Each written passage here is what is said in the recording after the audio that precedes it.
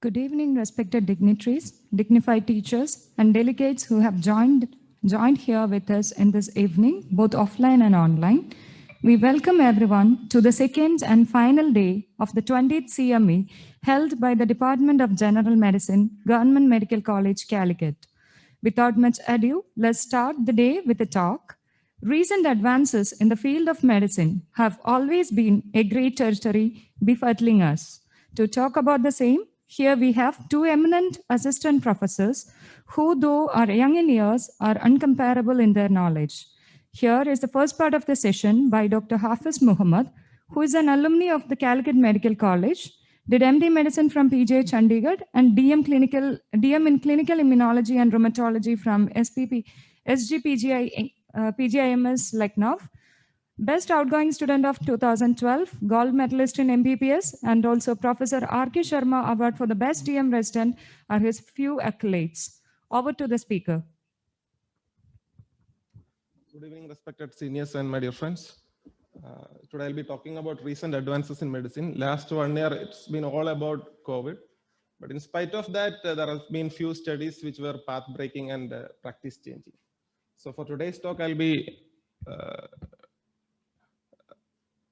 talking about some rheumatology papers, 2 practice-changing trials in ANCA-associated vasculitis. After that, we will discuss an interesting clinical syndrome which was recently published, and the recent ACR guidelines regarding gout management. I've also selected 2 papers in cardiology, which I think is practice-changing. One is regarding targeting inflammation in coronary artery disease, and second paper is regarding atrial fibrillation, whether to achieve rate control or rhythm control, which is to be done first. And the last paper will be in infectious disease, where I'll be discussing a new strategy in antiretroviral therapy. So coming straight to the first topic, that is ANCA-associated vasculitis. When we say ANCA-associated vasculitis, we mean 3 diseases: granulomatosis with polyangiitis, that's vaginous; microscopic polyangiitis; and EGPA, that's eosinophilic granulomatosis with polyangiitis, or what we call as Church-Strauss syndrome. These diseases are characterized by small vessel vasculitis and circulating antibodies against neutrophilic antigens. ANCA-associated vasculitis historically has been it had poor prognosis before the advent of therapy. But from 1990s, when cyclophosphamide was used and later rituximab was used, much was there in the progression of ANCA-associated vasculitis. Now we have at least 80 to 90% survival of ANCA-associated vasculitis over 10 years. That's the current survival of ANCA-associated vasculitis patient. Even though we have this much of improvement in treatment, various treatment things, the problem with ANCA-associated vasculitis patient is the use of corticosteroids. Large amount of corticosteroid, cumulative dose of corticosteroid is being used in the treatment of ANCA-associated vasculitis, leading to a large number of problems, including osteoporosis, diabetes mellitus, hypertension, Cushing syndrome, and infections. So the billion-dollar question in ANCA-associated vasculitis, or for that matter in any other connective tissue disorders, can we do away with steroids? The first trial I'll be discussing is the PEXIVAS trial. It's the largest trial in ANCA vasculitis so far, with 700 patients published last year in NEJM. Addressed 2 important clinical questions. Is there any role for plasma exchange in ANCA-associated vasculitis? And the second question is a lower dose of steroid possible in ANCA-associated vasculitis? So traditionally, plasma exchange was used in severe ANCA-associated vasculitis, along with diffuse, particularly with diffuse alveolar hemorrhage. However, there was no evidence base for this practice. So this trial particularly looked at that practice and whether there was to look at whether there is any actual benefit for plasma exchange. So this trial had a 2x2 factorial design whereby both the primary objectives could be independently assessed. So first we'll come to the plasma exchange.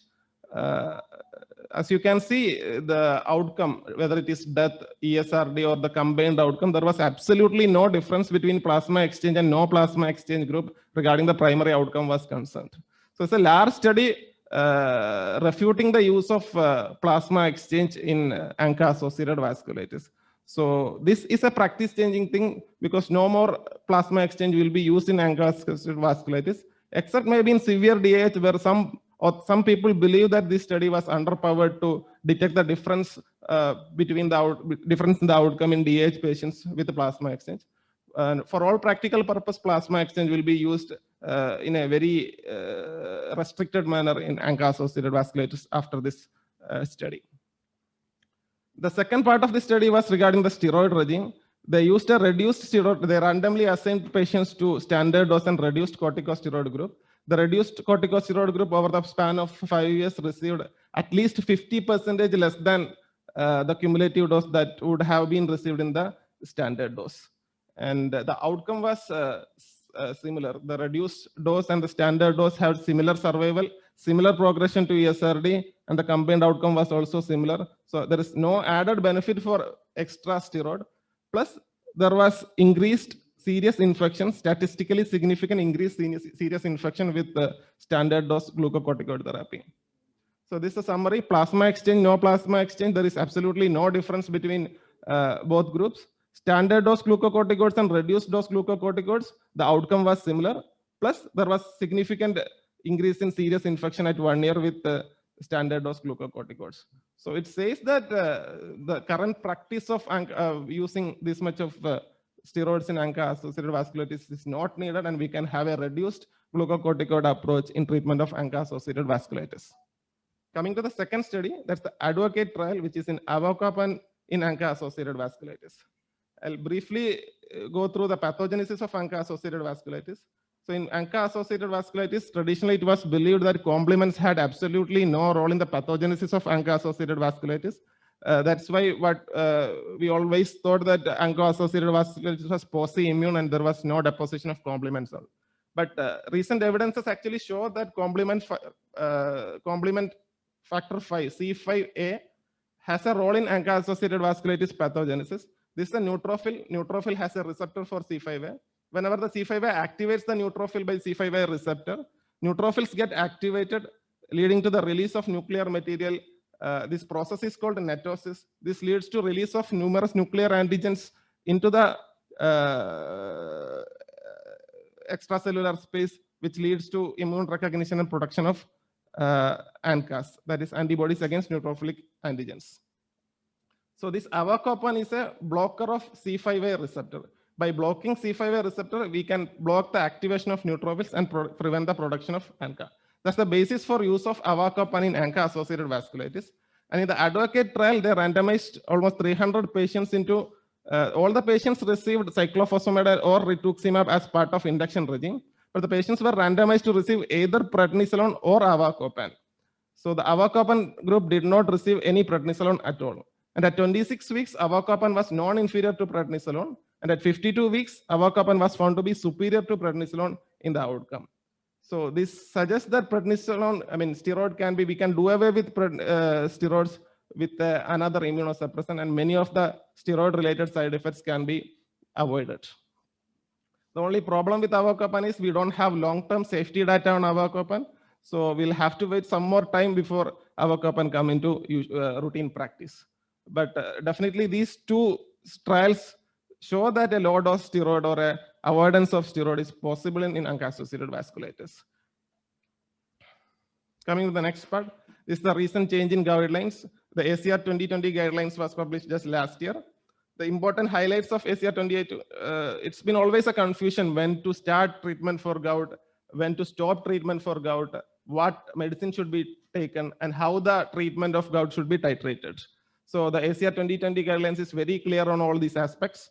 All patients who's having a tophi, joint damage, or frequent flyers was defined as more than 2 flyers per year, should be treated with urate lowering therapy.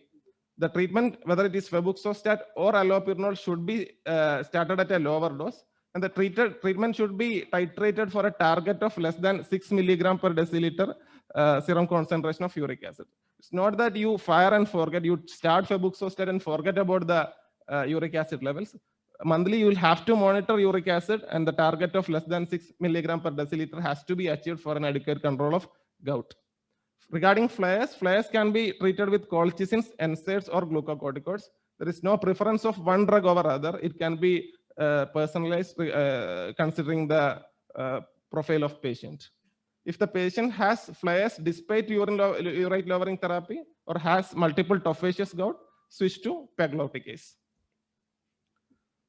this is important. Asymptomatic hyperuricemia should not be treated. Whatever be the level of uric acid, asymptomatic hyperuricemia without a history of gout should not be treated. If we have history of one episode of gout, only one episode, first flare, the recommendation is actually against starting urate lowering therapy, but that can be personalized. Beyond the first flare, if a patient has frequent flares, urate lowering therapy should be started. The next important thing is allopurinol should be the first choice even in CKD patients over febuxostat. We have a long-term experience with allopurinol. It's a safe drug. It's a cheap drug compared to febuxostat, and allopurinol should be the first choice. The dose can be titrated according to the GFR value. Even in CKD patients, the first drug in hyperuricemia is allopurinol. And as I told just now, start with a lower dose and titrate to achieve a uric acid level of less than 6. Now coming to an interesting clinical syndrome which was recently published in NEJM. This is VEXAS syndrome. It's a syndrome which is characterized by treatment refractory inflammatory disease. They used a genotype first approach. This syndrome has these clinical features of fever, cytopenia, vacuoles in myeloid and erythroid precursor cells, myelodysplasia, neutrophilic inflammation, chondritis, and vasculitis. Those are the clinical images showing pulmonary vasculitis. This is a histopathology showing pulmonary vasculitis, vacuoles in myeloid cell. These patients have neutrophilic dermatosis, chondritis. The importance is most of these patients satisfied the classification criteria for many rheumatological diseases like relapsing polychondritis, Sweet syndrome, polyarthritis nodosa, or giant cell arthritis. This syndrome, VEXAS, the name came from the vacuoles in the myeloid cell. The enzyme, the genetic defect is responsible for a defect in the E1 ubiquitination enzyme. The syndrome is X-linked, it's auto-inflammatory and somatic. So it's a somatic mutation of X chromosome. The gene is UBA1 gene coding for the E1 enzyme. Somatic mutation means like in paroxysmal nocturnal hemoglobinuria, we see an acquired genetic defect. The syndrome is similar. It can present in elderly, it can present in late adulthood, and can absolutely mimic many of these inflammatory diseases. So some of the treatment refractory diseases could actually be this, and we should be looking out for this in future. That's about rheumatology. Coming to cardiology, it's always been known that inflammation has a significant role in the pathogenesis of atherosclerosis, highlighted by the elevated CRP in cardiovascular disease, and histopathology of this atherosclerosis tissue actually shows intense inflammatory infiltrates. So inflammation definitely has a role of atherosclerosis. So people thought beyond statin and antiplatelet, why not target inflammation as a prevention in atherosclerosis? So first trial to address so was published few years back, that was blocking interleukin-1 using canakinumab. That study actually showed that in myocardial infarction patient, if you treat them with canakinumab, the risk of future MI is actually decreased. The problem with canakinumab was its interleukin-1 blockade, severe immunosuppression, and cost. So interleukin-1 never came into clinical practice. So people thought, why not use another cheap drug, another commonly available drug, which can actually target interleukin-1? That's colchicine. Colchicine has always been used for gout and Behçet syndrome, where they very targeted interleukin-1 pathway. So this study was published in 2 years back, 2019, where colchicine was used in patients with acute MI. Within 30 days, colchicine was started, and the cardiovascular outcome was seen. So as evident from this graph, colchicine had a significantly lower risk of future death from cardiovascular disease and myocardial infarction and stroke, and the combined endpoint.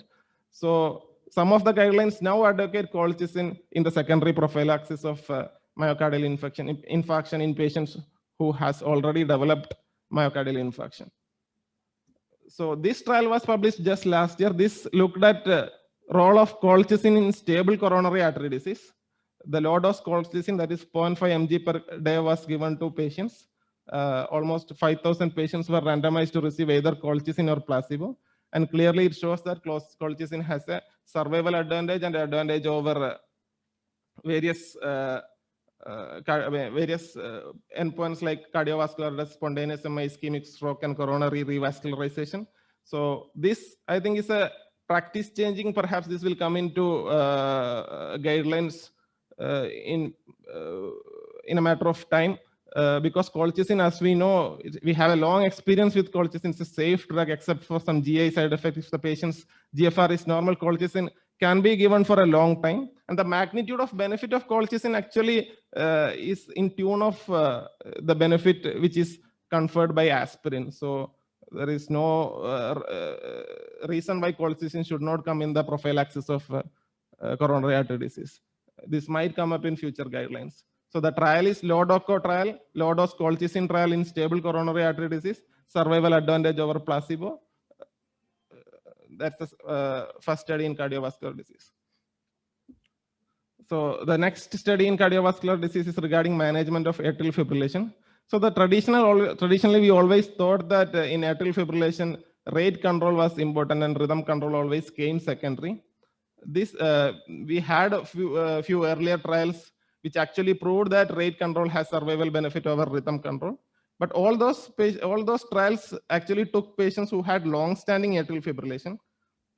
So this is a trial published just last year in NEJM, which looked at early rhythm control rather than rate control in atrial fibrillation patients. This trial included patients who had high risk of cardiovascular disease like age more than 65 years, female sex, heart failure, hypertension, diabetes, severe CAD, CKD, or left ventricular hypertrophy. These patients were randomized either to receive usual care, that's rate control, or early rhythm control. Almost 2,600 patients were randomized to receive either of the therapy. And it was shown that cardiovascular death, stroke, and hospitalization with heart failure was significantly lower in patients who received early rate control.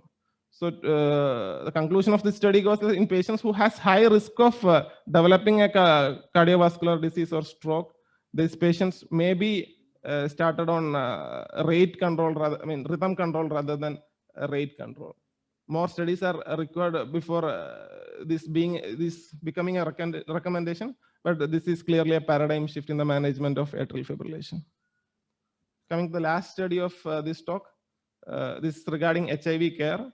There has been significant or revolutionary changes in the treatment of HIV over the last few decades. The survival and quality of life of people with HIV is now similar to that of a normal, otherwise normal individual.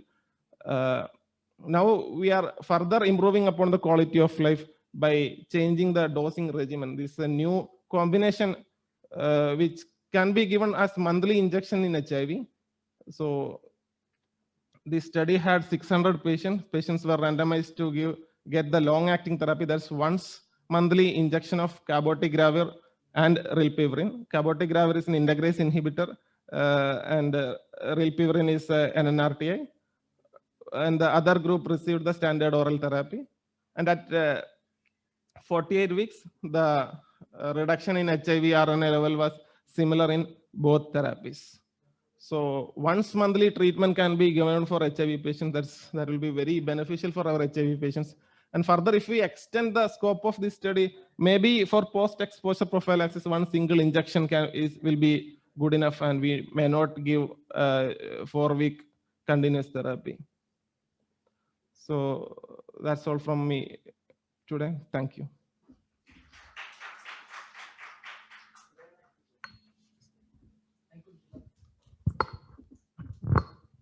Thank you, Hafiz. I've got 2 questions for you. Sir. You mentioned last that rhythm control was beneficial rather than rate control. Traditionally, we have been using digoxin. Which drugs were involved in the study? Question number 1. Now you can answer that. Yeah, the drug, the trial actually did not specify any drug. The drug choice was left to the physician. Some people used flecainide, some people used amiodarone, various drugs. Some people used DC cardioversion. But in early atrial fibrillation, the choice was given to physician regarding which rhythm control measure they have to take. No, the question was whether digoxin, which fell out of fashion. Digoxin was not among the rhythm control. Not among the drugs with rhythm. As junior PGs and junior staff, digoxin was very beneficial. Anyway, that is question number. That's a question. Second thing was allopurinol. You know that it causes crystals in urine. It causes? Crystalluria. frowned upon in CKD. So what level of creatinine is it safe? You said allopurinol was still safe in CKD. Yeah. The recommendation says no level of EGFR was contraindication for allopurinol. Only dose reduction needs to be taken. 100 mg OD can be given safely for even stage 5 CKD patients. But if the control is not achieved by allopurinol, the drug should be changed. No, the reason I asked is febuxostat. The rheumatologists say don't use febuxostat or anything if you are asymptomatic. Yeah. You talk to the nephrologist, you say they bring it down at any cost. What are your views? Yeah, the KDIGO guidelines clearly says any patient with CKD with hyperuricemia should be treated even if it asymptomatic. The rheumatology guidelines differ from that. I don't know.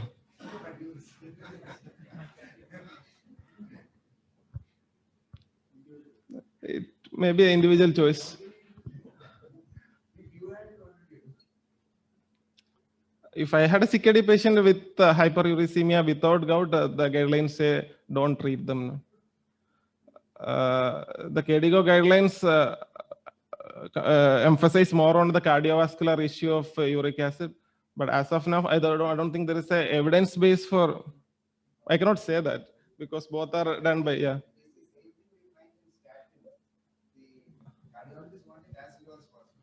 Yeah.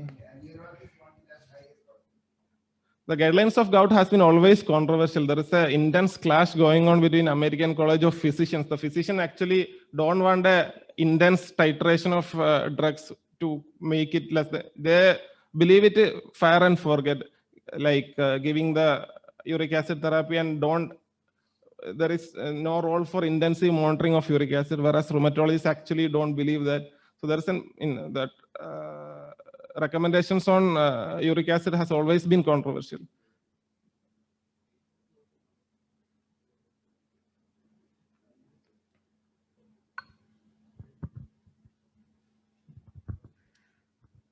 Thank you so much, Dr. Hafiz. That was very informative. Now we have Dr. Shammi P. to continue the topic. He did his MD Medicine from CMC Calicut and DM Neurology from Tanjavur Medical College, a keen researcher with various national and international publications to his credit. Let's welcome sir.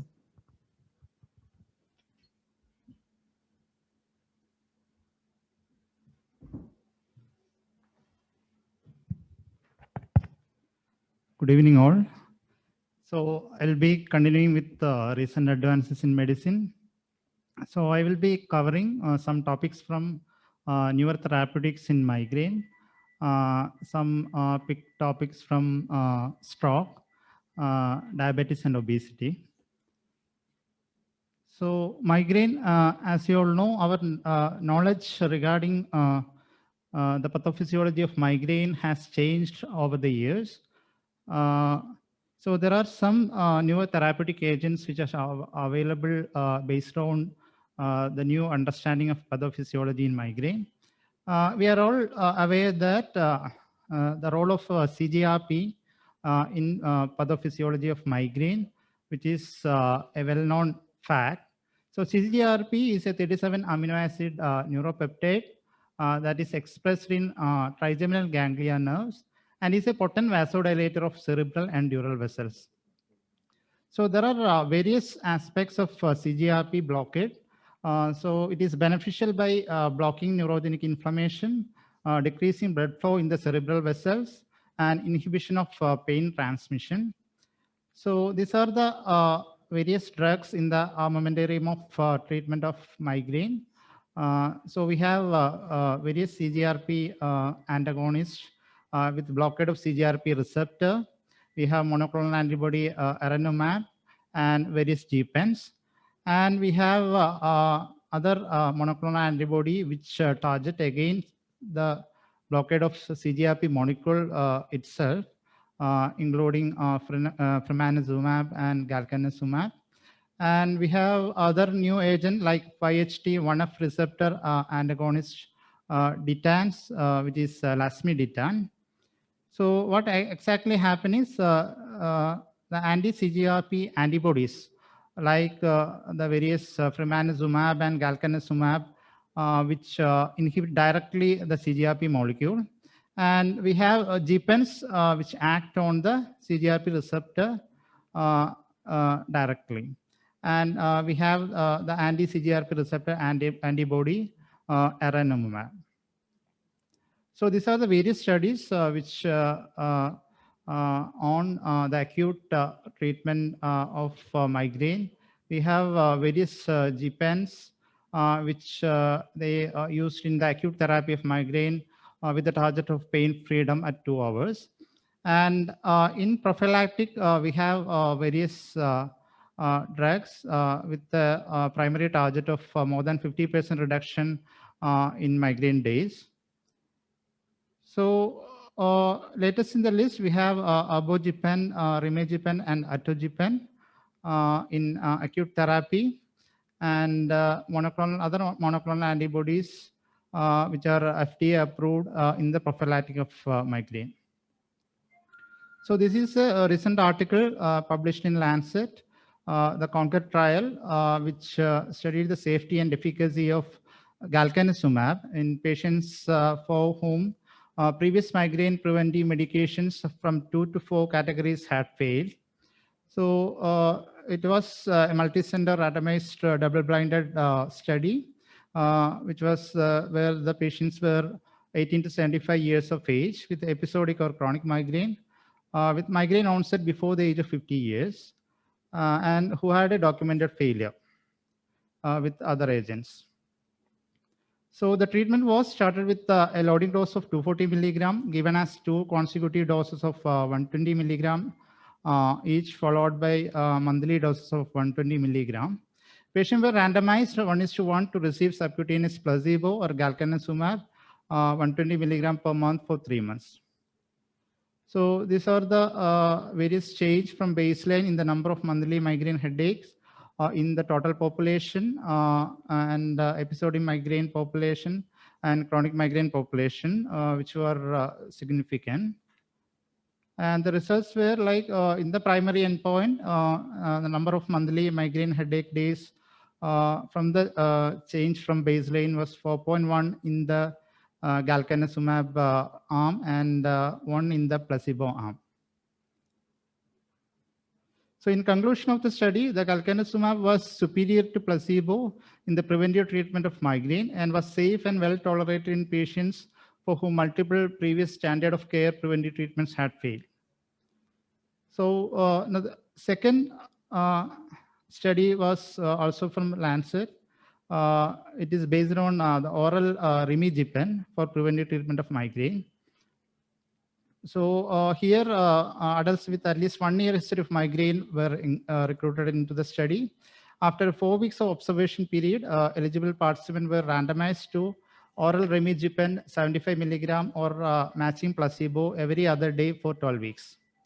So rimegipen was superior to placebo on the primary endpoint of change in the mean number of migraine days per month during 9 to 12 weeks.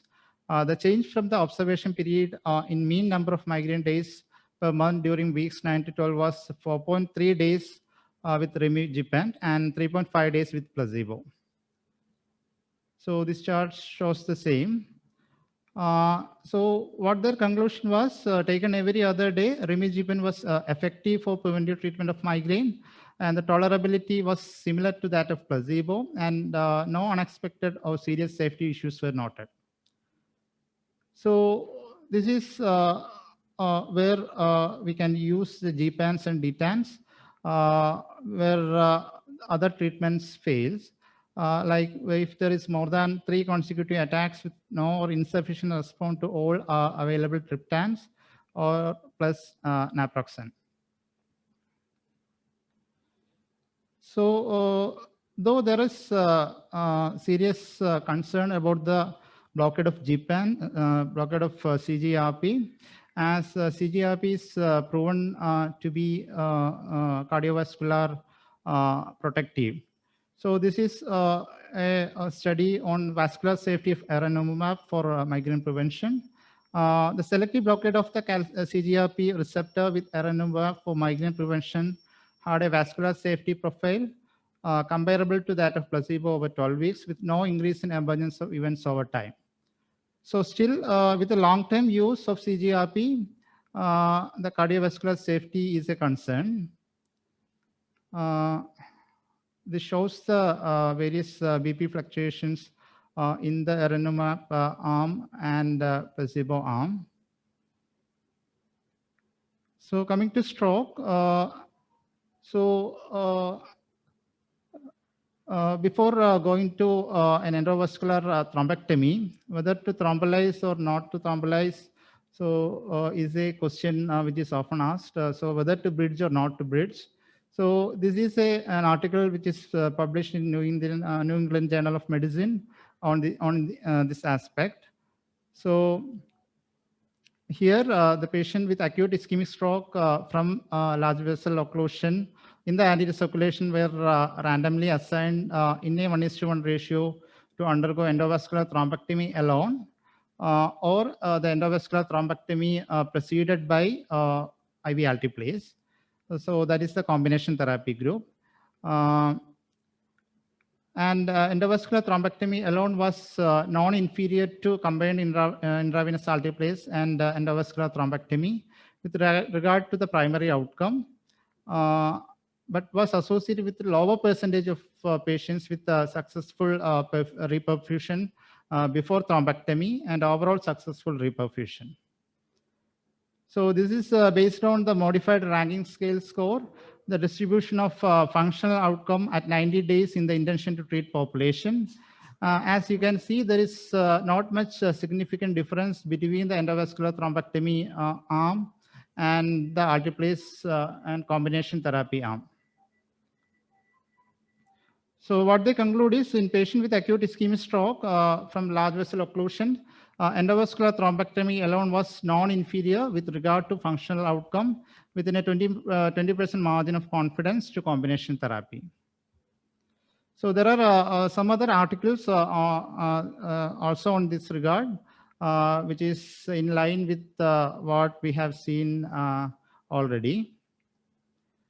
But the guidelines remains the same. The latest AHA guidelines, a patient who is eligible for IV alteplase should receive IV alteplase even if mechanical thrombectomy is being considered, which still stands good in our setting, in resource limited setting, where thrombectomy mostly may not be possible. So another important aspect is neuroprotection, which is a topic of great interest in stroke and neurology. So this was an article published in Lancet, the ESCAPE NA1 trial, based on the efficacy and safety of nerenitide for the treatment of acute ischemic stroke. So nerenitide is a neuroprotective agent designed to ameliorate neuronal excitotoxic damage by preventing the activation of neuronal nitric oxide synthase. And this is the timeline of the trials in nerenitide.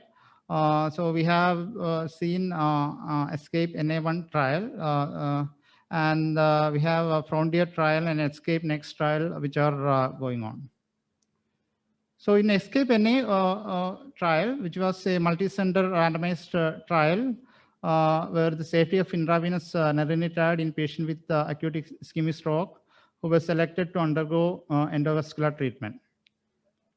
The trial was done at 48 acute care hospitals. Patients were randomly assigned in a 1:1 ratio to receive a single intravenous dose of nerenitide or saline placebo. As you can see in the primary outcome, the placebo versus nerenitide, there is not much difference in the primary outcome based on the modified ranking scale, ranking score. Whereas in the non-alteplase arm and the alteplase arm, there was a significant difference in the placebo and nerenitide, which those patients who have not received alteplase, giving nerenitide had a beneficial effect. So neratinib did not show a neuroprotection in all patients with ischemic stroke due to large vessel occlusion who were treated with endovascular therapy plus usual stroke treatment with IV alteplase. Among patients who were not treated with alteplase, they observed a treatment effect. So why was this difference in patients who are not treated with the IV alteplase? Why they showed a benefit? So neratinib, the hypothesis was neratinib has amino acid sequence known to be cleaved by plasmin, which is a serine protease generated from circulating plasminogen by tissue plasminogen activators. The absence of benefit of neratinib in the alteplase stratum is likely to be due to the enzymatic cleavage of neratinib by plasmin, leading to subtherapeutic concentration of neratinib. So we have upcoming trials, the ESCAPE Next and Frontier. We hope it will answer to these questions. Now coming to diabetes, we have a new hope in diabetes, especially with this newer therapeutic aspects, which is the once weekly insulin for type 2 diabetes without previous insulin treatment. So despite recommendation, the clinical inertia is highly prevalent in the management of diabetes, with the longest delays reported for insulin initiation, with a median time from initiation of treatment with one or more oral anti-diabetic drugs to initiation of insulin treatment 1.2 to 4.9 years. So with fewer injections, we can increase the acceptance of insulin. The previous data have indicated that patients with diabetes would generally prefer fewer injections and greater flexibility than is typical of the current once daily treatment options. Therefore, reducing the number of injections could potentially increase acceptance of and adherence to insulin treatment among patients with diabetes, thereby potentially improving glycemic control. So they used insulin EcoDec, which is a proposed international non-proprietary name, which is a basal insulin analog, which is administered once weekly, with a time to maximum concentration of 16 hours and a half-life of approximately 1 week. So insulin EcoDec has a pharmacokinetic and pharmacodynamic profile, which is suitable for a once weekly injection. So it was a 26-week randomized double-blind trial to investigate the efficacy of EcoDec with glargine. The starting dose of EcoDec was 70 units once per week, and the starting dose of glargine was 10 units once per day. After randomization, insulin doses were adjusted weekly to achieve a pre-breakfast patient-measured blood glucose target of 70 to 108 milligram per deciliter. The primary endpoint was the change in the glycated hemoglobin level from baseline to week 26 with the primary estimand. The key secondary endpoints include the changes in fasting plasma glucose level, body weight, and the mean of the 9-point patient-measured blood glucose profile from baseline to week 26, and the mean weekly insulin dose during the last 2 weeks of treatment. So the estimated mean change in the HbA1c levels from baseline at week 26 was 1.33 percentage point for EcoDec arm and 1.15 percentage points for glargine arm. So the mean patient-measured blood glucose levels was lower in the EcoDec group than in the glargine group at all time points. So these are the baseline values, and this is the values after 26 weeks. So in this trial, the once weekly basal insulin analog provided glucose lowering effects and a safety profile similar to those of once daily glargine. Now coming to obesity, as you all know, obesity is a chronic disease of global public health challenge. Diet and lifestyle modification remains the cornerstone for treatment for obesity. So we have a agent which is studied in this regard, the semaglutide, which is a glucagon-like peptide, which was approved at dose of 1 milligram sub-Q weekly for the treatment of diabetes.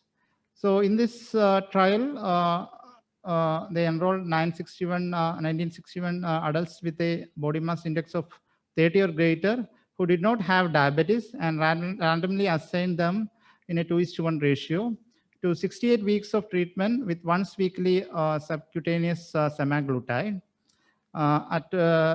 or placebo plus lifestyle intervention. So the mean change in body weight from baseline to week 68 was 14.9% in the semaglutide group, as compared with 2.4% with placebo, for an estimated treatment difference of 12.4 percentage points. So there were more participants in the semaglutide group than in the placebo group who achieved weight reduction. So this is the change from baseline in the semaglutide arm and placebo. So this trial showed that among adults with overweight or obesity, once weekly subcutaneous semaglutide plus lifestyle intervention was associated with a substantial sustained clinically relevant mean weight loss of 14.9%, with 86% of participants attaining at least 5% weight loss. So thank you for your patient listening.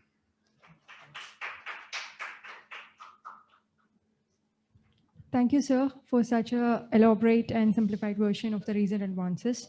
We'll take questions now. Any queries? Delegates, you can put your questions in the chat box.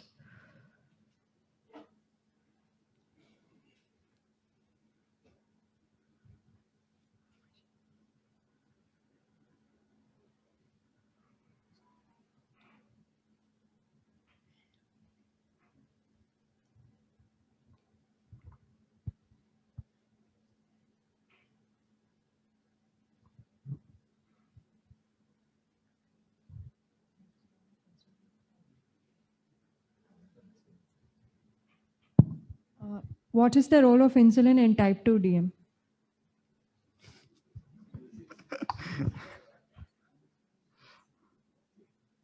I think that needs no explanation.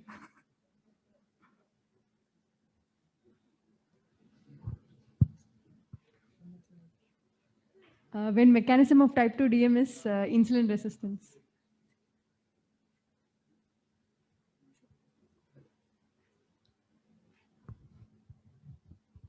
We'll move to the next session, sir. Thank you. In an era of rapid increasing trends of acute kidney injury in hospitalized patients, it's absolutely vital to know in detail about its recognition and treatment. To give us valuable insight in this topic, we have our dear professor, Dr. K.G. Sajid sir, who had recently received the Best Teacher Award from KUHS, former superintendent and former IMA-AMS chairman of Calicut City. He has received the National Best Chairman Award. He has also done his PhD in diabetology as an in charge of a diabetic clinic. He was the chairman of CASP when it received the first prize in national level for rendering public services. In the API National Conference AGRA 2020, he received the Best Paper Award for his paper in tropical medicine. He was an executive member of Association of Physicians of India Kerala chapter and was also a governing council member of Hypertensive Society of India. Over to you, sir.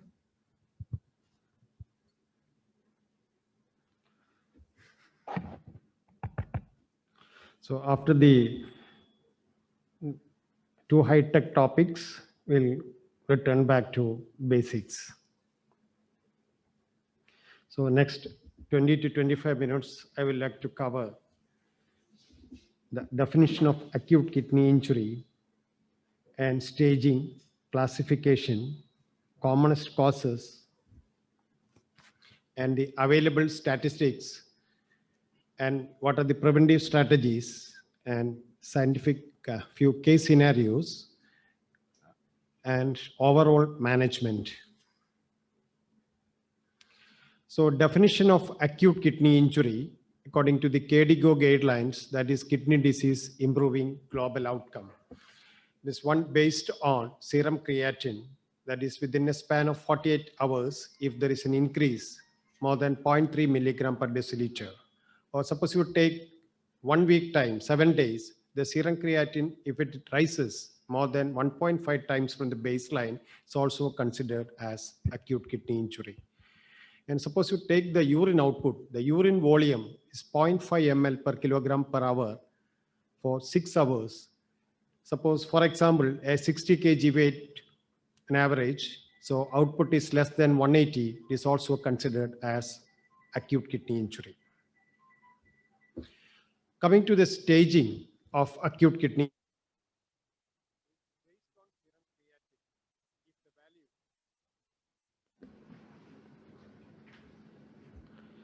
it is 1.5 to 1.9 times from the baseline, it is stage 1, 2 to 2.9, it is from the baseline is stage 2, 3 times more, it is stage 3, or any serum creatinine value more than 4 milligram percentage is also considered as stage 3. Or so in a young patient, more or less than 18 years, if the GFR is less than 35 ml per minute per 1.73 square meter, also considered as acute kidney injury. Or when a patient requires renal replacement therapy, it's also stage 3. And suppose you take urine output as a guideline. So urine, based on urine output, if it is output is less than 0.5 ml per kg per hour for 6 to 12 hours is stage 1. And if it is lasting more than 12 hours, it is stage 2. And if it is 0.3 kilogram per hour, it is more than 24 hours, or anuria more than 12 hours, it is stage 3. Or suppose the serum creatinine is more than 4, it is stage 3. Or when a renal replacement therapy is needed, again stage 3. So there is a criteria, it is Reifel criteria, there is the risk, injury, failure, loss of renal function, and end-stage renal disease. The risk, the GFR, if it is decreases more than 25%, and if it is more than 50% is renal injury, and failure if it is more than 75%. The urine output criteria already discussed, and the loss, if the persistence of ARF, it's a complete loss of renal function more than 4 weeks, it is considered as renal loss, then end-stage renal disease. Lastly, and causes of acute kidney injury, there is maybe pre-renal or renal or post-renal. What are the pre-renal factors? Is mainly hypovolemia due to any cause.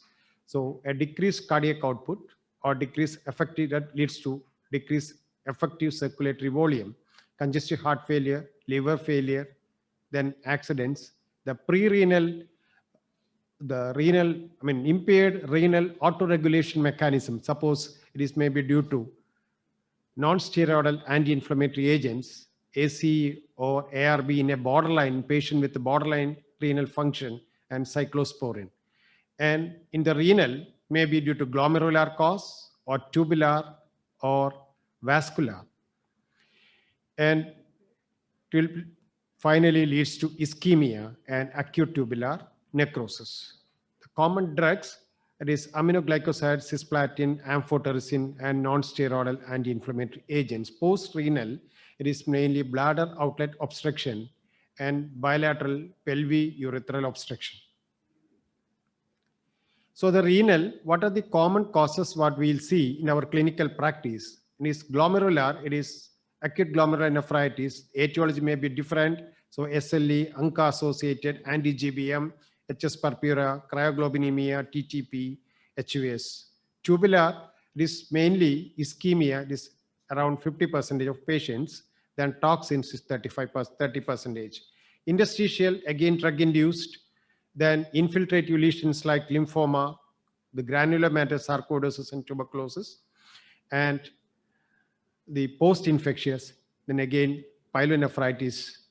Then vascular, it is vascular occlusion may be due to renal artery or renal vein occlusion, may be due to malignancy or hyperviscosity syndrome. What are the common clinical conditions with acute kidney injury that we'll see. That is leptospirosis. It is so common from 1992 onwards in Kerala. And last 2 years, because of flood, there is a increase in leptospirosis. This year also, but everybody is mainly behind COVID. But there is a small surge of leptospirosis during the rainy season also. The dengue, scrub typhus, pyelonephritis, cholecystitis, especially if there is underlying diabetes. Then acute pancreatitis, peritonitis, infective endocarditis, hepatitis B. And this year, the COVID also, we had a lot of cases with acute kidney injury.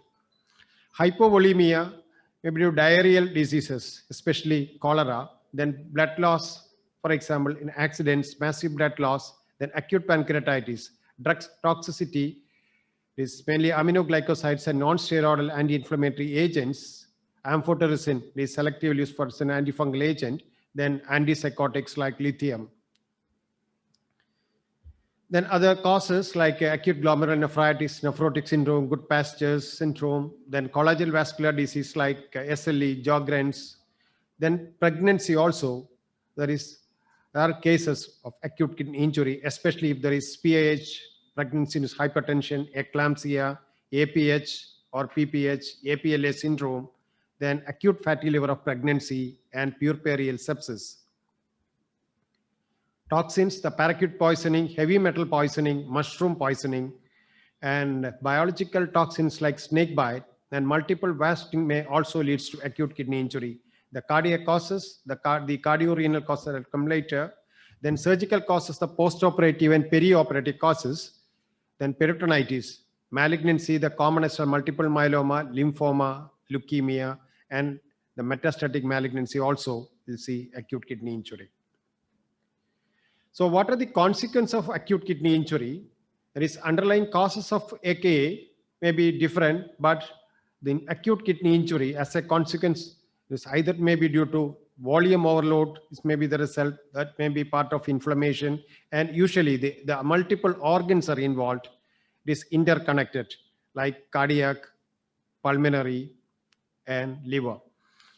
Then acidosis and electrolyte imbalance, especially hyperkalemia, then contribute to the infection, or infection may lead to acute kidney injury. There are again a lot of causes: inadequate antimicrobial dosing or the nutrition status. Then once you start on RRT, the renal replacement therapy like dialysis, again there may be some other complication. All will leads to morbidity and mortality. Suppose we can identify early renal failure or acute kidney injury, and sufficient precautions should be taken, and you have to treat it promptly, we can reduce the morbidity as well as mortality. So the concept of prevention will consider high risk and high risk patients. The volume responsive AKA, there is mainly the pre-renal factors are there. You have to correct it, and volume unresponsive AKI. So here, suppose we will infuse more fluids, it leads to pulmonary congestion.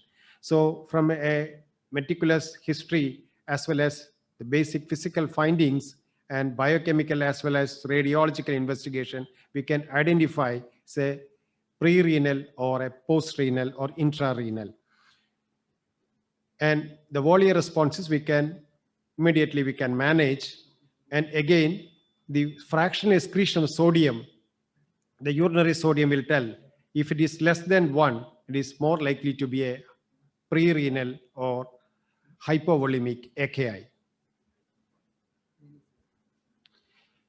Let's look at some of the clinical scenarios. A 36-year-old farmer presented to the casualty the history of a snake bite on the previous day while watering his fields. Following this bite, he had developed a local swelling in the right foot and continuous bleeding from the bite site. He gives history of passing dark-colored urine. He was taken to a local hospital and 20 vials of ASV given and other supportive care. But worsening of dyspnea, he was referred to medical college. On arrival, he was conscious oriented and regular pulse, 96, BP is 130/80, but tachypneic, and right foot examination revealed erythema and edema and fang marks. Subconjunctival hemorrhages present. His cardiovascular examination revealed bilateral basal crepitations and other systems normal. So what is the diagnosis? It is more likely Russell's viper envenomation with acute kidney injury. The venom that contains, there are 3 different types of action. That is hematotoxic, neurotoxic, and cytotoxic. The viper is mainly hematotoxic, and various mechanisms, that is the various enzymes like phosphodiesterase, phospholipases A2, hyaluronidase, all leads to hemolysis, myonecrosis, finally intravascular coagulation, then acute tubular necrosis, and acute kidney injury and renal failure. So what are the causative factors of acute kidney injury in a snake bite? One, late presentation, untimely referral, and delayed anti-snake venom administration. And type of bite. Suppose in a dry bite, even though it's a poisonous snake, there won't be any signs of envenomation.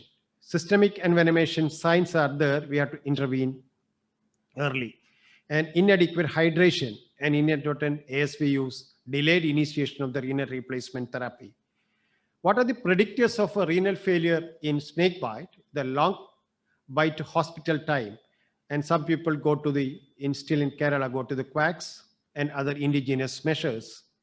Then if there is hypotension, albuminuria, deranged bleeding time, deranged prothrombin time, and low hemoglobin, and high total bilirubin, that indicates hemolysis. So in anti-snake venom, it is a polyvalent venom that covers saw-scale viper, Russell's viper, common cobra, and common krait. And this is not useful for other snake bites like humpnose pit viper. This is also common in our part and notorious to cause coagulopathy, prior coagulation, abnormalities are seen even up to weeks. But our polyvalent antivenom doesn't cover humpnose pit viper venom.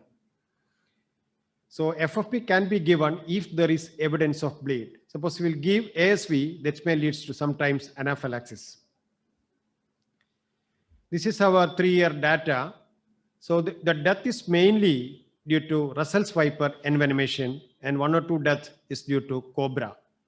And again, in Russell's viper, it's mainly multi-organ failure as well as capillary leak syndrome. This is one paper from our department in 2012 to 2015, published in International Journal of General Medicine, New Zealand. And their mortality is 8.8%. It is mainly Russell's viper. So again, published data from our department by Dr. Aruneti, Bhagya, Uday Bhaskaran sir, Dr. Tulasidaran sir, and me. There is the comparison from the concept of big 4, that is Russell's viper and pit viper envenomation. Even in pit viper, in 2014 data, there was renal failure, and 1 patient on 3 months follow-up landed up in chronic kidney disease and renal. And again, in Russell's viper, as I mentioned earlier, the most dreaded complication of Russell's viper is capillary leak. And how will you pick up the capillary leak earlier? That is bilateral parotid enlargement, periorbital edema, chemosis, narrowing of pulse pressure, rise in the hematocrit, and urea and creatine, and albuminuria, and various modalities apart from anti-snake venom. You have tried, that is crystalloids, colloids, vasopressors, and blood transfusion and plasma transfusion mainly, IVIG, then last plasmapheresis with the help of our nephrology department, and the results were encouraging. And again, it's a data published by Uday Bhaskaran sir, Dr. Aruneti, and Dr. Bhagya. Capillary leak syndrome following snakebite envenomation. They had tried, the data was presented, that is the following the plasmapheresis, our outcome was improved. And this is again another published data from our department by Dr. P. Jayesh Kumar and Dr. Rami George, who had completed his DM nephrology from Chennai. And this is again the detailed study of the 1-year data of the capillary leak among Russell's viper envenomation. This is the first paper in Kerala regarding the capillary leak syndrome. Then how to educate the public regarding the snake bite. There are various myths. One, the depriving snake bite victim of food and water prevents the spread of venom. So what will be the end result? The NPO status contribute to acute kidney injury, their worsening and prolong the hospital course. Then tourniquet. Most of the people don't know how to put tourniquet properly. So that will leads to compromising the tissue circulation and tissue edema and may accelerate gangrene formation. And splint is the best choice.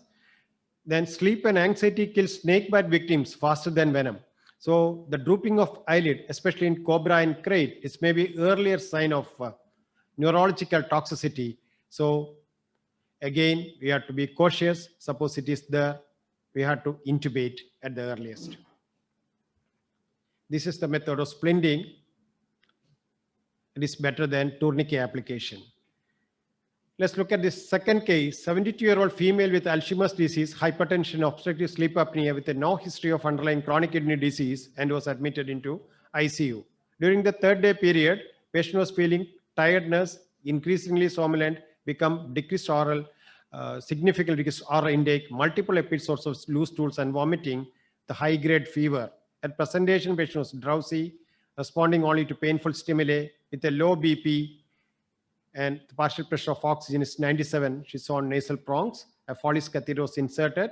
A point of care ABG was done, and high anion gap acidosis with a serum potassium of 7.4, with an impaired RFT, and complete blood count is rising TC, and culture showed E. coli. So GI sepsis with AKI. Various mediators, the pro-inflammatory state, various mediators are activated like IL-1, IL-6, TNF alpha, there is cellular involvement, anti-inflammatory state, IL-10, poor phagocytosis, deranged immune function, and impaired chemotaxis. This overall leads to mitochondrial dysfunction and apoptosis and necrosis, and capillary permeability is affected, endothelial dysfunction. This all leads to acute kidney injury, multiple organ failure. Suppose we can pick up the acute kidney injury in GI sepsis earlier, we can intervene promptly. That is, you should have a meticulous bedside examination, the temperature, higher temperature as well as hypothermia also we have to check, and any signs of infection and mental status of the patient, confused, sleepy, and in extremely ill, severe pain and shortness of breath. And usually the causes were one delayed diagnosis, then virulence of the organism, the endotoxemia, delayed initiation of antibiotics, then dehydration, fluid overload, and nephrotoxic agents, and incorrect antibiotic dosing, multi-organ failure, and secondary to there are nosocomial insults. In an ICU, we should be careful. You have to prevent bed sores, aspiration pneumonia, and catheter-associated urinary tract infection. And there may be some underlying causes may be there already with the patient, the comorbid illness like diabetes mellitus, hypertension, coronary artery disease. So we have to treat them promptly. Otherwise, it's a chain reaction. So patient will land up in more trouble. And this is again one publication regarding acute kidney injury in aseptic patients published by Dr. Jayagumar, additional professor of nephrology, and Dr. Neeraj Manikoch, assistant professor, medicine. It's a 1-year data. And according to their study, this 27% of patients in ICU in 1-year data, they are presented with acute kidney injury. So common febrile illness causing acute kidney injury are leptospirosis, dengue, scrub, then GI sepsis, pyelonephritis, and this time the COVID infection also. Contributory factors are the diarrhea, vomiting, various drugs that will produce gastric irritation also contribute, and nephrotoxic drugs. So in any fever, there will be myalgia if the fever is high grade. So we have to do tepid sponging first, then judicious administration of analgesics. Paracetamol is the drug of choice, and don't use non-steroidal anti-inflammatory agent. If paracetamol is allergic to paracetamol, if the temperature is more than 100, we can use usually mefenamic acid with the lowest possible dose, but we have to monitor the renal function. And again, in the guarded use of paracetamol, because in our setup, there is increased incidence of NAFLD. So we have to reduce the dose of paracetamol as much as possible. The maximum dose is in a NAFLD, it is 2 grams per day, it should not exceed. So we have to give paracetamol on SOS basis. If the temperature is more than 100 only, we have to use paracetamol. And vomiting is again a common, excessive vomiting. We have to treat it promptly with the fluid. And decreased fluid intake owing to nausea, dyspepsia, and anorexia, and worsens pre-renal AKA. So adequate and early hydration. And usually patient will ask what type of food should be given. The patient bystanders. So this light, small quantity, frequent meals, avoid spicy, fatty, and carbonated drinks. And avoid unnecessary antibiotic, especially in a viral illness, because they may induce nausea and vomiting and worsen acute kidney injury. And the third case is a 30-year-old female with rheumatoid arthritis on indigenous medication, presented with abdominal pain, vomiting since 3 days, color-colored urine, and antecedent to these events, 1 week back, patient had worsening of her joint complaints. She went to a nearby pharmacy and procured over-the-counter medication. This is a common scenario in our part. And the physical examination showed dehydration, but no systemic findings. Hematologic investigations were normal. Biochemical panel shows an impaired RFT, and urine reading showed 1+ albumin and plenty of RBC. So what is the diagnosis? That is NSAID-induced AKA. The mechanism is known to all of you. There is a cyclooxygenase inhibition. The prostaglandin E2 level is reduced. That will inhibit vasodilatation. So renal perfusions get affected and renal vascular resistance is increased. And thereby, if it is persistent, thereby leads to renal vasoconstriction in the medulla, ischemic injury that will lead to acute kidney injury, and it is due to the acute tubular necrosis. So common nephrotic agents already discussed, the common antibiotics, vancomycin, aminoglycosides, and antifungal amphotericin. Antiviral acyclovir is commonly used, but it should be used with caution. Then NSAID, then chemotherapeutic agents, methotrexate, cisplatin, and overuse of mannitol should be discouraged because it will produce electrolyte imbalance, and also that will affect the renal blood flow. Then IVIG is a life-saving drug, but this also should be used with caution. Then excessive fluid intake. So drugs and AKA, what are the causative factors? Your patient, you have to screen it promptly. That is high normal RFT. If the RFT, serum creatinine, blood urea, it is near to the upper limit. So you should be more cautious. Then inappropriate dose, weight adjusted dosage should be there. Then nephrotoxic combination. If 2 drugs are of the same, the nephrotoxic category, if it is needed, you have to use it with caution with the minimum dose as possible. Then again, inadequate hydration. The pre-renal factors should be corrected, and indigenous medication, because of the advertisement in the media, the people are more fancy about these type of drugs. Then how to prevent it? Assess the baseline renal function, especially in elderly and pregnancy, in all patients and those who are admitted in ICU.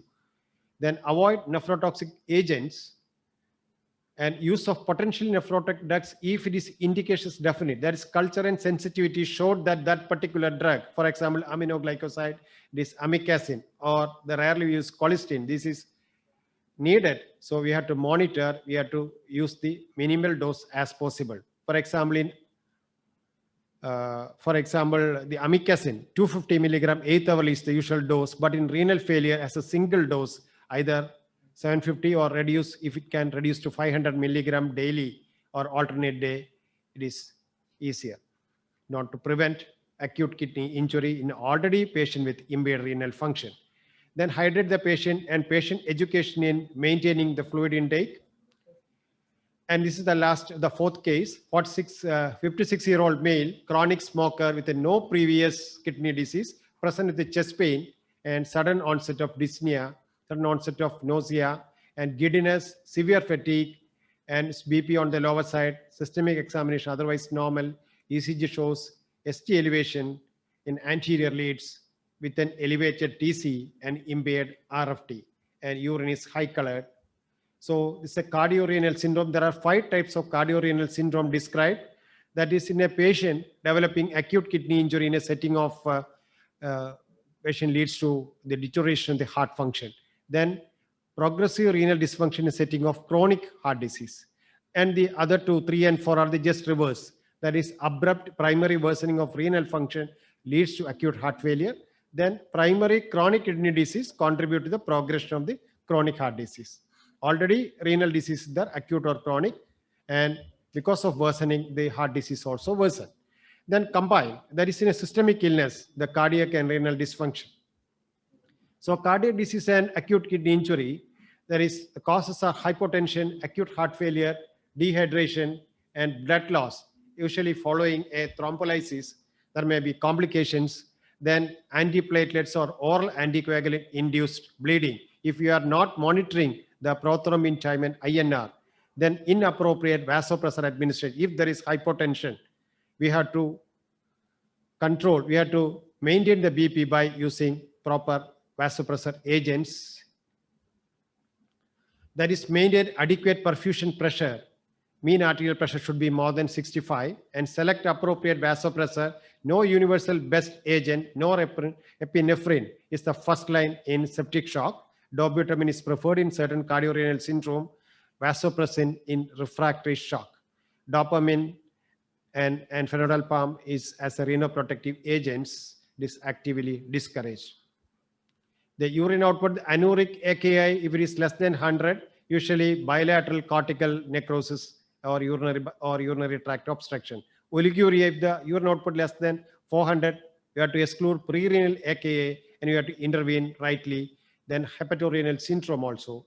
Then non-oliguric renal failure. So always look at the blood urea and serum creatinine, especially in patients with drugs like aminoglycosides, lithium, cisplatin, because you may be misled by watching the urine output. So in this case, daily serum creatinine and blood urea you have to monitor. Pregnancy and AKI is a very big topic. There are a lot of causes. The pre-renal, early it is hyperemesis gravidarum. Then already patient is having chronic kidney disease. Then nowadays the autoimmune diseases like SLE is not uncommon. Then late the bleeding, acute fatty liver of pregnancy, and post-renal, the obstruction due to calculus, or intrarenal, already existing chronic kidney disease. Then the preeclampsia, then acute fatty liver of pregnancy in 3rd trimester. Then postpartum, it is the postpartum hemorrhage, maybe traumatic or atonic PPH. Then hemolytic uremic syndrome, severe preeclampsia, chronic kidney disease already there in progression. Then puerperial sepsis. But with the proper aseptic precaution, we can prevent the postpartum infections. Then septic abortion. Then lupus nephritis.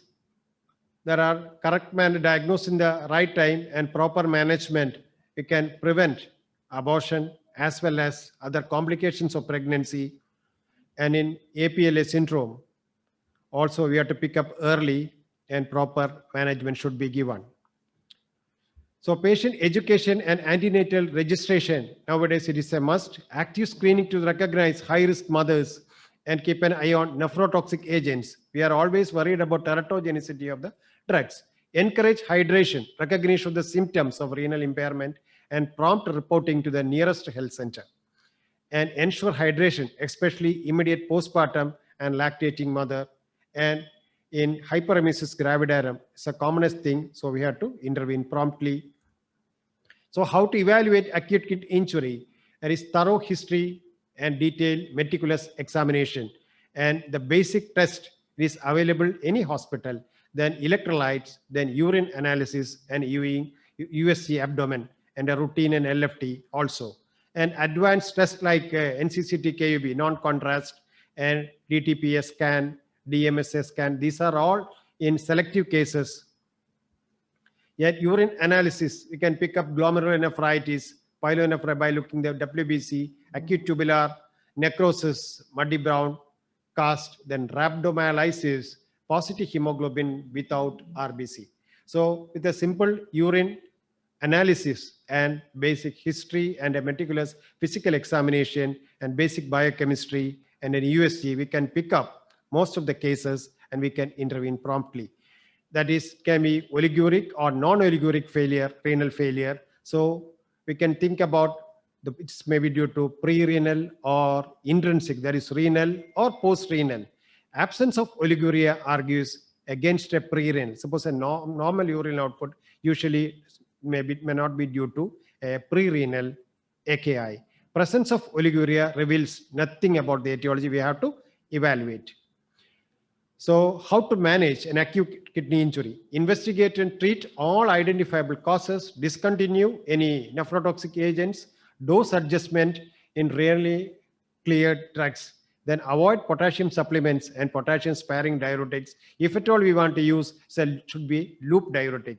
Maintain adequate mean arterial pressure, should be more than 65, and maintain euvolemia, avoid volume overload, treat acidosis, evaluate for indication for dialysis.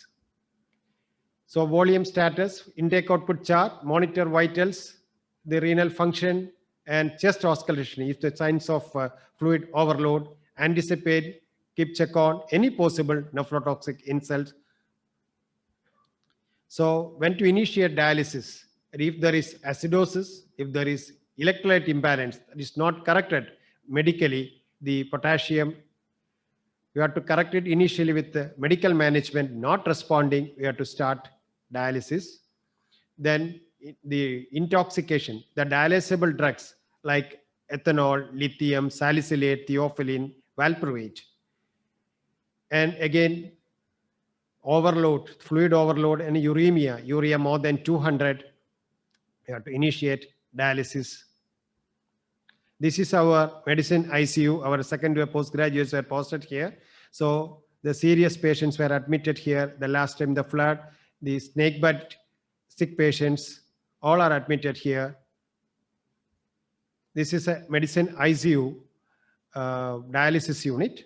And our third ICU is also under construction. We hope that will be completed within a span of 3 to 6 months.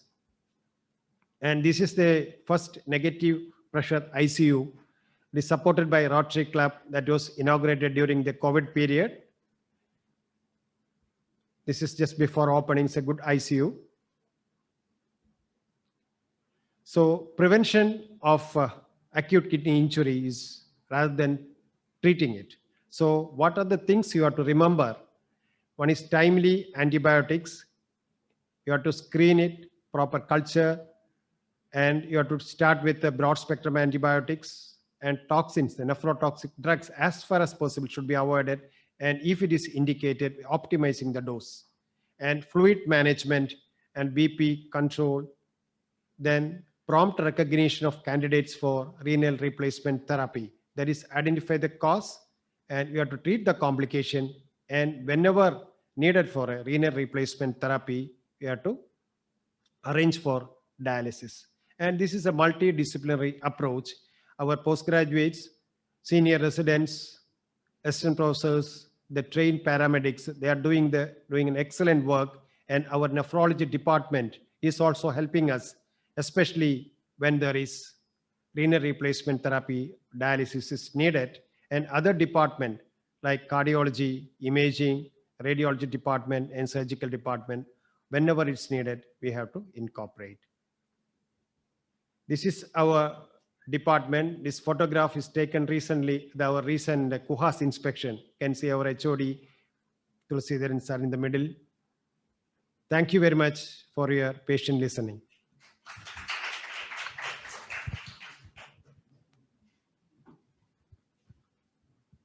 We'll take questions quickly.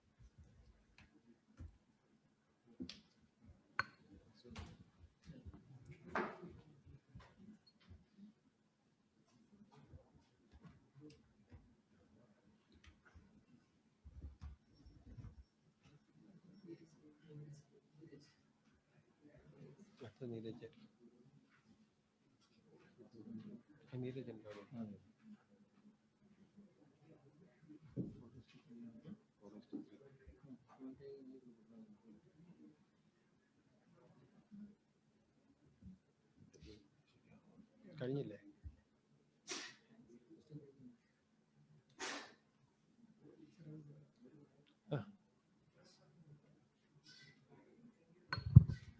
Thank you, Sajid Kumar sir, for such an elaborate and enlightening talk on this relevant topic on the day-to-day practice.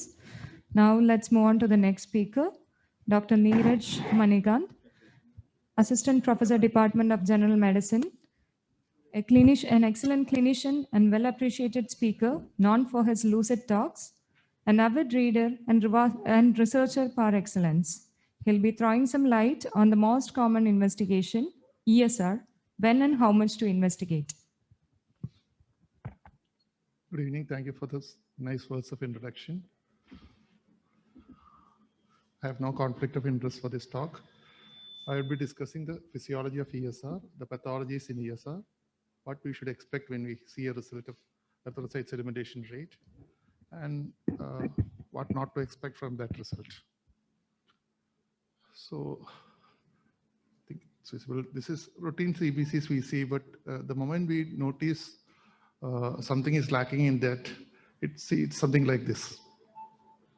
And compared to the other CBC, which has got an ESR, we would be happy to see that because there's some completeness in that report. So whenever you see a CBC, especially in the medical colleges, when they come in the afternoon time, ESRs are not routinely done. So we get irritated by seeing that report. A completeness is lacking. So what exactly is the ESR? For over 100 years, it has been time-tested, friendly investigation, which all clinicians see day in and day out. So it's just basically the rate at which the RBCs in an anticoagulated column of blood descends in a standardized tube in a matter of 1 hour. So plasma being lighter settles, goes up, and the formed materials, the WBC and the RBC being denser, over a period of time slowly settles down. So the classical ESR, which is read in 1 hour, has got 3 stages of sedimentation. The first is the rouleau formation, which starts the moment the sample is set up and takes about 10 minutes to initiate. And next, the stage of sedimentation, when these formed rouleaus start coming down in the effect of gravity, and this takes about 40 minutes. And the last stage is the stage of packing, which takes about 10 minutes. And this is why world over, initially at least, the standardized 1 hour ESR is being tested. That's changed a lot now. And the basic principle of ESR is that it's a non-specific measure of inflammatory response to tissue injury, be it infection, inflammation, damage, or malignancy. There is an underlying tissue injury, and this tissue injury produces a lot of cytokines, and ESR is a surrogate marker of the degree of inflammation. Now, RBC normally remain separated by being negatively charged, so they don't settle down faster. That is why normal people has got a relatively lesser ESR compared to people who have abnormal RBC morphology or abnormal plasma proteins. So this, when an inflammatory process is happening, normally the RBCs are negatively charged and they repel each other and get suspended in the column of blood that has been set up. When there is fibrinogen production, they coat these RBCs, and the negative charges which keep them repelled is lost, and they get neutralized, and they tend to fall in the effect of gravity much more than the normal blood. So inflammation produces fibrinogen and other inflammatory mediators, coat and neutralize the RBC negative charges and make them less repelling, and they get sedimented or form rouleau and then settle down to the bottom, and the resulting would be a high ESR. So basically what I told, there is homeostatic disturbance when there's a tissue damage as part of injury, inflammation, infection, or malignancy, and this produces a lot of acute phase reactants, of which, being older and being less refined, ESR was the most commonly used one. There are a lot of positive acute phase reactants and negative acute phase reactants. We all know that C-reactive protein is the second most commonly prescribed inflammatory marker, and there are several others which are not very commonly being done, including serum amyloid protein, haptoglobulin, ceruloplasmin, alpha-microglobulin, and fibrinogen as well. All these are positive acute phase reactants, means they increase in response to tissue injury, stress, infection, inflammation, or malignancies.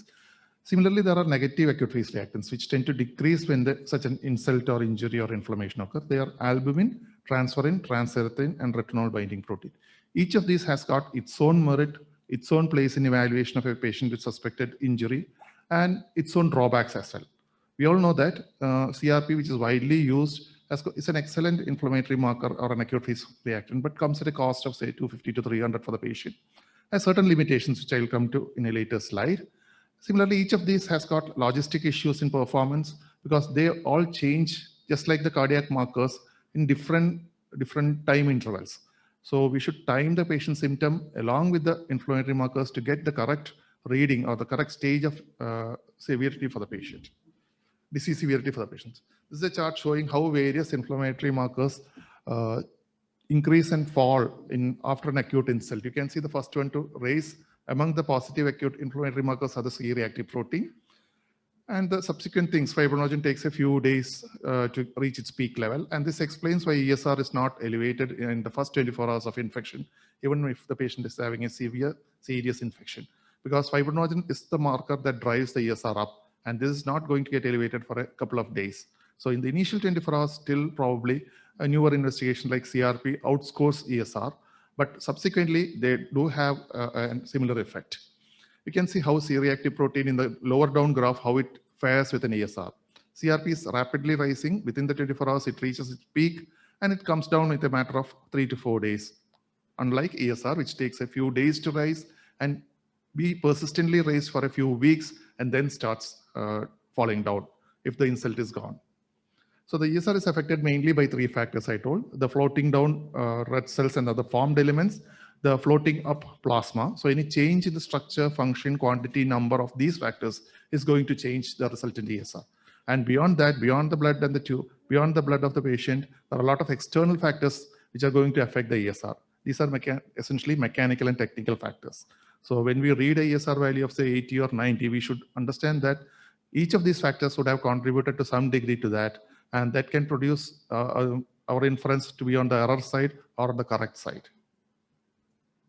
The blood factors, mainly the plasma factors I told, paraproteins have got neutralizing charges. Fibrinogen has got a neutralizing charges, and due to this, they neutralize the negative charges on the RBC and tend to make the blood RBCs fall faster, resulting in a higher ESR. And the RBC factors, as I told, we all know that traditionally anemia produces an increase in ESR, but macrocytic anemia produces a disproportionate rise in ESR to a comparable fall in hemoglobin for a microcytosis. So iron deficiency anemia ESR, for example, a patient having 5 gram hemoglobin with a iron deficiency anemia and another patient having 5 gram hemoglobin with a megaloblastic anemia, definitely megaloblastic anemia ESR is going to be very high compared to iron deficiency anemia. This is because aneuploidy is universally in iron deficiency anemia, which tend to settle down slower compared to macrocytes, which has got a lesser surface area to volume density. And so the charges would be much less in them, and they tend to fall down to the bottom of the tube at much a faster rate. So macrocytosis and megaloblastic anemias tend to have a higher ESR compared to iron deficiency anemia for the same degree of reduction in hemoglobin. So also in sickle cell anemia, due to the sickling effect, the settlement is much lesser. So these are the RBC factors and plasma factors. And beyond that, there are a lot of physiological factors. Almost all of our textbooks of physiology taught us that normal ESR is in the range of 10 to 15, and for a male, and probably 15 to 20 for a female. But rarely in our clinical practice, we see any individual with such ESRs. This is because of the flawed reason that the original reference range of ESR was brought out from the Harvard School, where they did the ESRs of teenagers who were attending the colleges to find the normal nomogram. But that's not the nomogram that would be expected in the real out world. And unfortunately, for reasons unknown, they never changed it. So physiological factors, a lot of things do affect the ESR. Ladies have got a higher ESR compared to males. Elderly have a higher ESR compared to younger population. Obesity is known to increase the ESR, probably due to the chronic inflammation and fibrinogen release. So also pregnancy, as the trimester increase, the ESR progressively rises, and after the birth, 1 to 1.5 weeks postpartum, the ESR returns to the pre-gravid levels. And coming to the lot of technical factors which we take for granted, that every ESR that report that comes to our hand is the perfect ESR, the ESR done in the perfect way, which is unfortunately no. You know that the temperature, ambient temperature in and around Calicut is around 35 degrees, but Remember, for each degree rise of temperature, there's a disproportionate rise in ESR. And the standardized ESR measures that we are supposed to follow for the nomogram is based on a 25-degree temperature. So if your lab is an AC lab, probably that may be maintained, the 25-degree may be maintained, the ESR may not be affected by the ambient temperature. Compared to a local lab that doesn't have an air condition, the ambient temperature is going to be 35, and that is definitely going to increase the report of the ESR. Then the technical factors like delay in processing the time. Ideal time for doing an ESR is within 2 hours of blood collection. If it goes beyond that, you are going to have a false low ESR. So also hemolysis sample would decrease the ESR. And like the Leaning Tower of Pisa, if the tube of the ESR is going to be tilted and not placed in an erect fashion, you are going to get a false ESR. And factors so large and so wide that, for example, if the lab is situated near a railway station, the vibration of the going trains is enough to produce a less fall in the ESR, and you may get a false low ESR. And then there are a lot of other tube factors like getting bubbles into the tube while you are taking the blood that can produce a false high ESR. So also the dilution method, the 2 ml to 0.35 ml, which is the anticoagulant EDTA needed while diluting the blood. If any change in the diluent of the EDTA increases or the blood increases, that's going to have effect on ESR. At least I think, at least most of the ESRs, at least 1 or 2 technical factors might be producing a false increase or a false decrease in the results. Now, there are ways in which the temperature corrections can be happened. This is one of the charts that are available. For example, you can see in the ambient temperature of 25, if the observed ESR is actually, sorry, if the room temperature is something like 34, and you observe an ESR of 100 degree, the temperature corrected ESR is actually only 68. So you come from a very high ESR category to a moderately elevated ESR category. So whenever possible, you should know whether temperature corrections has been applied. Might not be of value when the lab is an air-conditioned lab, but might be significant in a non-air conditioned lab, where the ambient temperature would reflect the temperature that's around in the city at that point of time. So corrections are available, but unless we know about the situation in which it has been done or whether correction factor has been applied, which most of the time doesn't happen, we may occasionally chase a false elevated ESR. And you all know that once anemia is there, the ESR interpretation becomes more difficult because the inherent anemia itself is going to decrease the hematocrit and increase the plasma volume disproportionately and might reflect as an abnormal ESR. So there are again correction formulas where you can apply the hematocrit and get the correction. This is one of the charts where you can take the ESR and correct it with the hematocrit and get the actual ESR. So you can get the correction done for the degree of anemia and get the remaining ESR and still know whether it's an abnormal ESR. Now coming to the acute other phase reactants, the most commonest one is a reactive protein, which is a direct measurement of an acute phase reactant. While ESR is an indirect measurement of a lot of acute phase reactants, of which fibrinogen is the most important one. And there's a distinct reference range for C-reactive protein. While we know that as age, sex, and pregnancy, a lot of other physiological factors can affect ESR. Not much changes do occur in a CRP.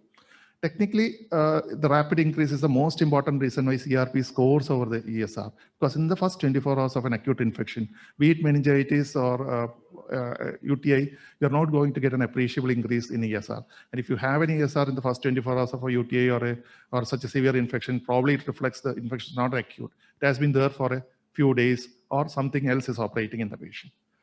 And the peaking is the most important thing we should observe in CRP. And that's the best thing about the CRP. You can continue monitoring the patient during repeated CRP at a higher cost, of course, to know whether the patient is responding to the treatment. But unfortunately, ESR is not such a good thing to monitor the day-to-day change in the patient status, where clinical judgment would be much useful than repeating the ESR every other day. Because ESR is not going to come down even if the patient's infection responds to your treatment or patient is improving.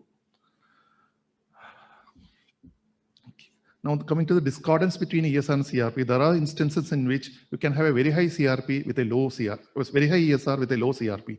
The typical being deep-seated infections, especially bone and joint infection.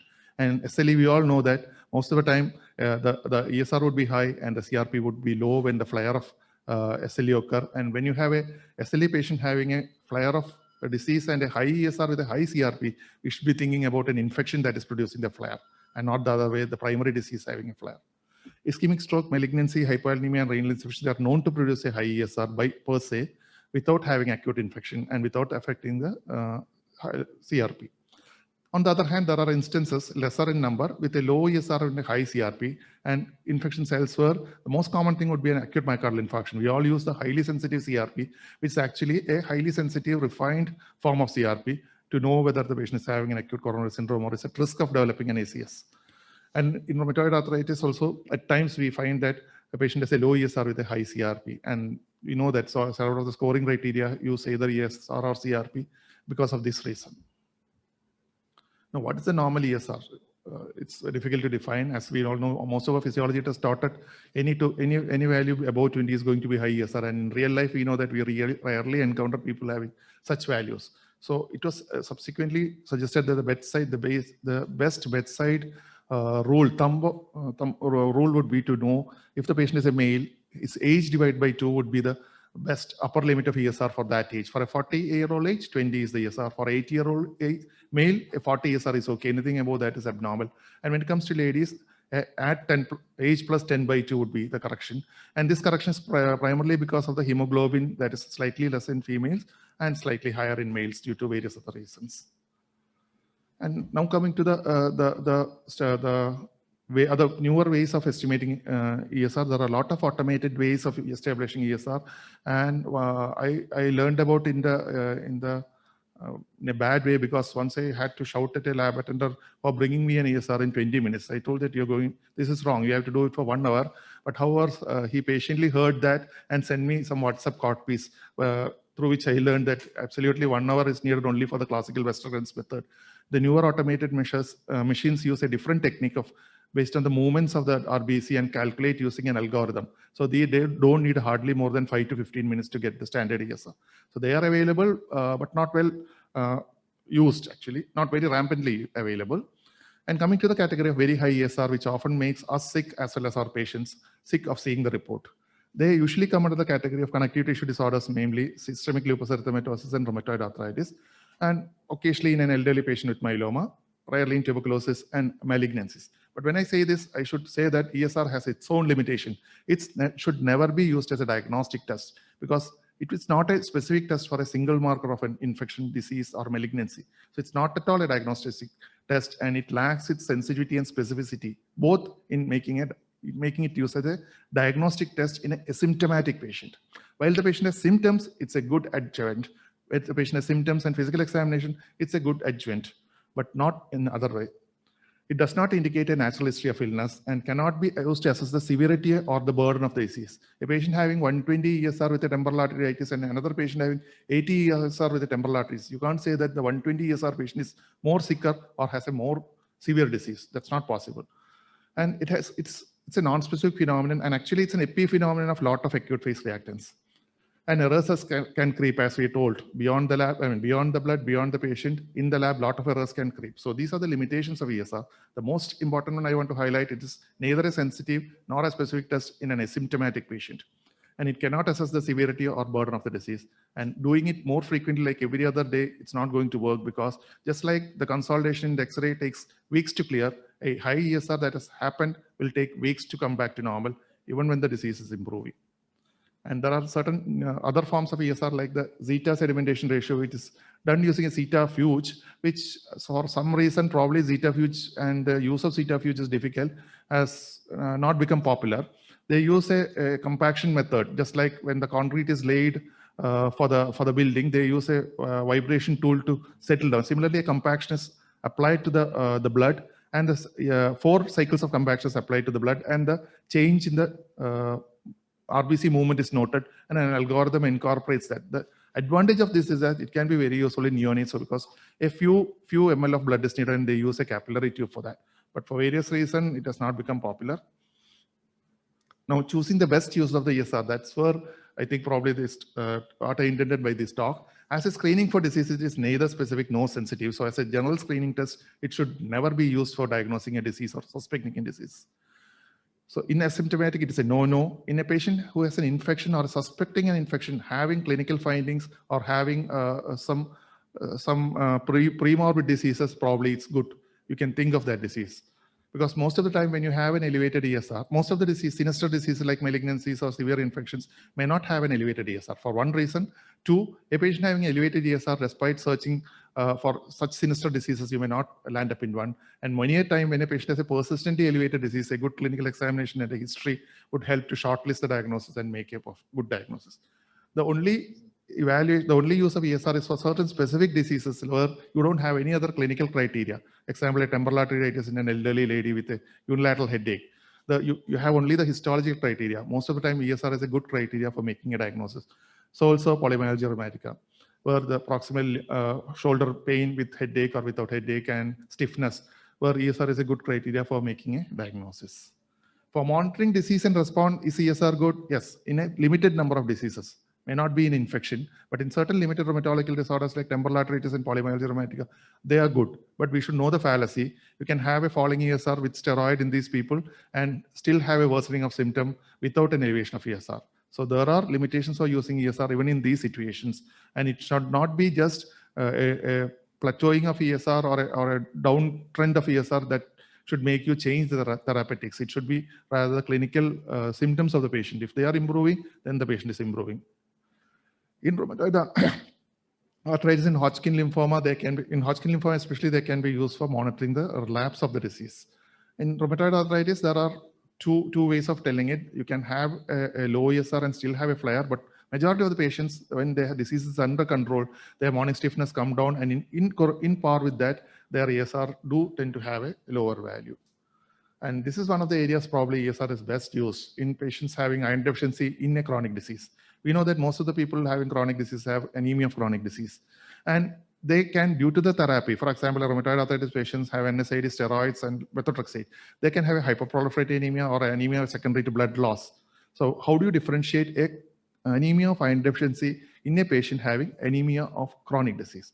So there is something we can use in this, because we know that anemia of chronic disease and anemia of iron deficiency are both hyperproliferative anemias. So no point in looking at reticulocyte count. We know that ferritin is low in iron deficiency anemia, and ferritin may be low, normal, or elevated in an acute inflammatory response. So that's also not much useful in differentiating. So how do you go about differentiating this thing? You can use this chart for evaluation when a patient has a low ferritin and has anemia and an ESR. You can use the ferritin as an inflammatory marker, so also ESR. So you correct the ferritin with the ESR. So if you have a graph that would see and assess the degree of inflammation and see whether this ferritin increase is due to the inflammation or due to some other reason, you can probably make a cutoff line where you say that beyond this cutoff line, if you have an elevated ESR, you are having an anemia of chronic disease as well as iron deficiency anemia. So that cutoff is something around 20 to 80 of ferritin. If you have above 80 value, it is very less likely that you have iron deficiency coexisting with an inflammation. If you have a value between 20 and 80, this chart can be used. You have the x-axis, the ESR plotted. For example, if the patient has a 40 ferritin and his ESR is 100, the graph comes around somewhere like this. Your patient is most likely having iron deficiency anemia. Suppose the patient is having a ferritin of 40 and the ESR is 80. You can be sure that it's unlikely to be an iron deficiency anemia. So that way, certain charts can be helpful. Now coming to the last part, evaluation of the persistently elevated ESR in an asymptomatic individual. I would say that I would persist on persistently elevated ESR. It is not a single ESR, it is multiple readings of ESR, and these are not in 2 days, 3 days, or 4 days. In a symptomatic patient, wait for the ESR, repeat it after 1 month, or at least 3-4 weeks, and another third repeat, and still it's elevated, and patient has certain symptoms, probably you should embark on an evaluation, not in every other patient who has a single value of a 100 ESR or a 120 ESR. So the minimum criteria would be doing a CBC profile, a chest X-ray, a stool local blood. That would be more than enough. And if they are okay and patient has no symptom, keep him under follow-up, repeat the ESR after 1 month or 2 months, and or ask him to come back when he has any other symptom like unintentional weight loss or something. So the take-home message at least would be, ESR is very cheap and is universally available and has always been a friend for us. But remember, being cheap should not make us do it repeatedly every other day or every few days, because that would produce alarming both for the patient and the treating physician, and that may prompt you to do unnecessary invasive investigations, including bone marrow and other imaging modalities, which may not prove anything. So know the limitations of each investigation, and then you can go ahead with the strengths of this investigation, and don't expect the unexpected from an investigation. To start with, I told ESR is a non-specific inflammatory marker, and it is not sensitive and specific to make any single diagnosis, especially in an asymptomatic individual. It's a decent investigation until you start to chase it madly. Thank you.